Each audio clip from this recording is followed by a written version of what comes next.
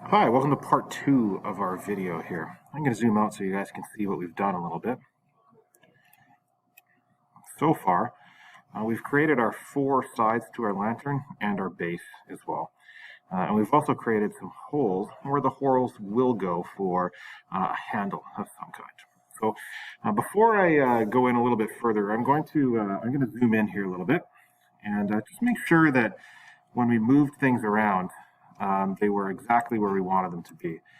So you can see that it looks like they are, but if I move from piece to piece, I should be able to see a little bit more clearly if I have these pieces lined up properly. And you can see that as I moved it, I was able to just double check to make sure that everything intersected exactly the way I wanted it to. There we go, and that line turns orange when that happens. So I'll zoom out again, zoom in a bit, make sure that these line up properly. Yeah, and I can zoom in to make sure that my path and everything lines up properly. So that's great. When we did these holes here at the top, I also wanted to show you one other alignment tool. So right now, I know I copied and pasted this hole from this hole, and I just dragged it and made sure it stayed in line by holding Shift. But I can also, if I use the selection tool, I can also move it around. And let's say I accidentally put it a little bit too far off center, and I want to get it centered. Well, I can also use the alignment tools to help me with that. So if I select this and the thing I want to align, I want those to be aligned center. So if I go up here and I click Align Center, they do a good job aligning center, but the problem is that they shift everything over. So another fancy trick that I can use is I can select these, and instead of just going to my options, I can choose the type, where is it? Right here, the type of selection that I want. And I'm going to say I want to align it to a key object. So now what I'm going to do is I'm going to select the lantern side, and you can see that now there is a fat border around it. And now that's telling the computer that that's the key selection. So now if I center it, it's going to keep the thing with a fat border in the same spot, but it's going to move the other component centered with it. Boom. So now nothing moved out of the way, and I didn't have to deal with any more alignment issues. The next step for me is going to be to get some graphic images that I want to put in the windows of my lantern. So I'm going to make my lantern, to be, for the lake or something like that. So let me look up, let's see, pine tree horizon. Okay, so I'm getting some options here. I already kind of like this one. Let me click on it here. Part of the reason why I like it is because it's already black and white. So I'm going to copy this, and I'm going to go to Illustrator. I'm going to zoom out a little bit, and I'm just going to paste it. Perfect. So, but that's not going to be the only one that I'm going to look for. So let me go back to find some other ones. One of the key things that when you're looking for in images is if you go to Tools and we look at the color, if we select black and white, it's really going to help us out because we're going to be tracing this. We're not actually going to be, we don't want a very complicated image because in essence, the CNC plasma cutter can only cut in one color, and that's either there's material there or there isn't material there. Here's another option that I may like, so I'm going to copy that one, and I'll drag that one back into Illustrator. I'm going to grab one more too. Sounds pretty small. Let's go back here, and I'm going to grab this one here. I think just as an example to show you guys. So let's copy that one, and I can go back, and I'll paste that one in here as well. Okay. Oops. Zoom in. So let's see. That one looks pretty small. Does it get? That's a really poor quality image. Let's see if I can find a better one. Let's see here. If I click on it, what size is that? Yeah, that's not the best quality image. Let's find something else here. Kind of like this one here. Let's take this one and copy it. And oh, it's about, actually, I think it's about the same size as this one, wasn't it? Yeah, let's try copying this and seeing if it looks a little bit better when I go back to Illustrator. Paste. Well, let's work with it and see what we get. So the next tool that I'm going to use is called Live Trace. And I have the option right over here, or sorry, Image Trace it's called. And if you go up to Window, you can also find that under Image Trace right here. And you're going to see a whole bunch of new information come up, and we're going to adjust that. So I'm going to select what I want to live trace, and I'm going to go to Select Preview. And what it does, you can see, is that it takes what the image was and it traces it so that it is only two colors, because the mode that I have is black and white. And I can adjust the threshold to determine where it's going to trace the transition between dark and light. And if I click on Advanced, that's also going to help me too, because I can determine how many paths or how complicated or how accurate of a trace I want it to do. I can also select if I want lots of corners or if I want little corners. And here's the one that I really like. It's noise. So it's determining the size of information that it's going to not consider. So right now it's set at 25 pixels. If I increase the noise, it's going to get rid of some of these zones where things are just it's almost like they're like little cutouts in my metal, or what my metal would be. Let's see here. So you can see I'm getting rid of some of them. So I want to get rid of most of those. And I'm going to increase the threshold a little bit to see if, there we go. That's kind of what I'm looking for. So I have that live trace, and now I will click off of it. So it is done.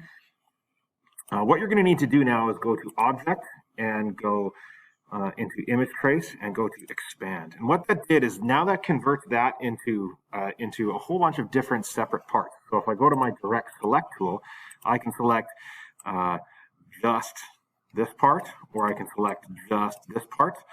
And I'm surprised that it has there's what looks like kind of a stroke on it. I'm gonna have to see if I can get rid of that after.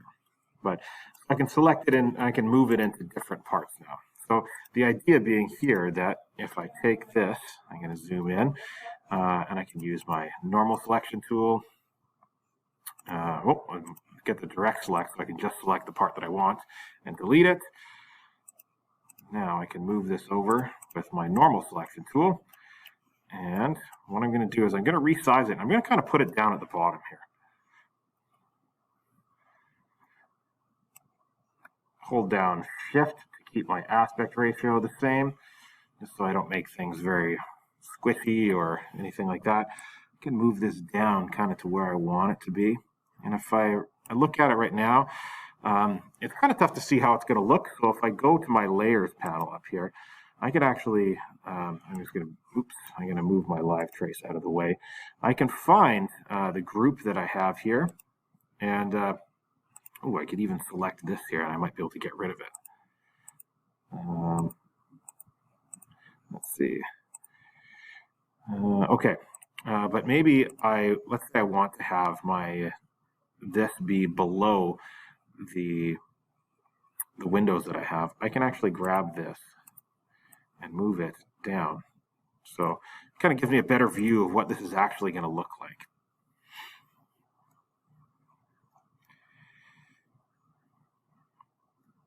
So I think that's a pretty good reference for what I'm going to use.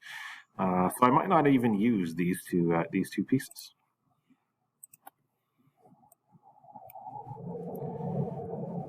All right, so I'm ready to get going, but there's still some things about this that I don't really like. I'm going to move it over here again so we can kind of see what we're working on. So what I'm going to need to do now is I'm going to need to take this and I'm going to need to modify it so that I'm ready to use it. The first thing I want to get rid of is this outside border. Now, if this were an image like in Photoshop, I could just grab the eraser and I could erase it right now. But I can't do that because this is actually a vector, and you can see that this is a path the whole way around. So there's a few ways I can get rid of this. One is I can use the direct select tool, and then I can go in here and try and delete these nodes here just on their own. But I find that often a lot of sort of funkiness happens in there. I'm going to use the Pathfinder tool again. So if I draw a square, oops, don't really like that. I'm going to zoom in a bit. If I draw a square to cover the parts that I don't want, I can now select both of these. I can go back to my Pathfinder, which is right here. And I want to, let's see here. I don't want to keep everything. I want to minus the front from the back. There we go. Awesome. And the awesome thing about the Pathfinder too is that I only really have 4 options here. I can take those options and if I'm like, okay, I think that I want to do, I'm going to highlight both of these, this option, and I can click it and I can see if it reacts the way I want to, like this one here. Nope, it's not going to work. So if I select these two and I can get rid of those, and I can take this, I can get rid of this part here. Oops, I didn't select both of them. There we go, select both paths, get rid of them. And now the other thing that I want to do is when I put it under is I noticed that I had a lot of extra sort of black down here, so I want to get rid of that. So if I go up here and I drag this, and I can maybe even make this go up a little bit, right about there. I can select both of these, use my Pathfinder and sort of chop that off. So now I can drag this back over under here. And now I can move this right down to the base. And I have things looking kind of exactly the way I want it to look.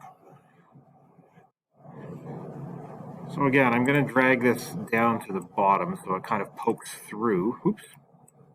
So it pokes through the kind of the windows that I have there, which is, the way I like to refer to it. And now I can see what it's going to look like. And if I need to go in and make some small tweaks, I can. I can see that, for instance, this part here, I don't want the plasma just to cut this out. So now I can use my direct select tool and I can just select specific points and move them over, or I can select some points and delete them, just so that I don't have those small zones where the plasma is going to need to cut out. Don't like that. Let's move this over. And now let's change those anchor points to work with me. That looks good. I'm going to select this path here, and I'm going to delete the whole path. Or what I can also do too is I can separate these paths by again using the Pathfinder tools. So where are they again? They are right here. So I'm gonna, nope, I don't want that. Let's try this one here. Boom, there, that's the one I want. And now I can take this and I can select my anchors and I can move them around to where I want them to be. I could even go to this tool here and I can change my anchor to be something like a round part. If I click and drag, so now I can change the shape of my anchor as well. So the idea here is I'm going to go through and I'm going to get rid of all of the spots where I'm going to have to cut out a part, like right in here again too. Now I say cut out part, and there's probably some better language that I can use for that. The idea behind that is